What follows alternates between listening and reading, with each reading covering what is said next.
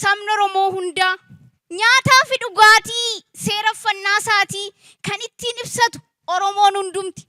Tuulamarra baanee dhiichisnee ragannee mudhii wal qabannee jaalala riyyummaa wal wajjin hubannee Wallagga yoo deemne cumboo fi cororsaa Iyyaaseef kunkummee wal wajjin taphachaa Harargeerra baanee shaggooyyee taphachaa Arsii Baalee deemna aadaa keenya hubachaa.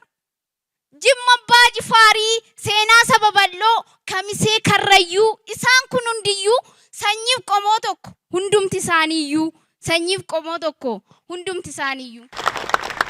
Jedhee yoon si faarsu onnee korraa ka'ee Oromiyaa bal'oo bagan kan kee ta'e Arsii biyya gootaa kan gootummaan tarree jaalalaa fi qabsoo isinirraa barre. Warra sikkoo mandoo kan jaalalaa fiigu warra roorroo didee hidda diinaa diigu. Warra daangaa tiksee biyyatti deebisu shira diinaa cabsee gadaan wal eebbisu. Mee akkamiin ibsu waa'ee gootummaa kee addunyaatu beeka silaas eenyummaa kee.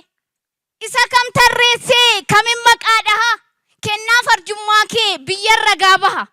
Kan beela'eef laattee kan dheeboteef dheebuu waa'ee gootummaa kee kan hundiyyuu beeku. Arsii biyya gootaa kan gootummaan tarree jaalalaa fi qabsoo isinirraa barre. Warra sikkoo mandoo kan jaalalaa fiigu biyya siifana san kan leenjisoo digaa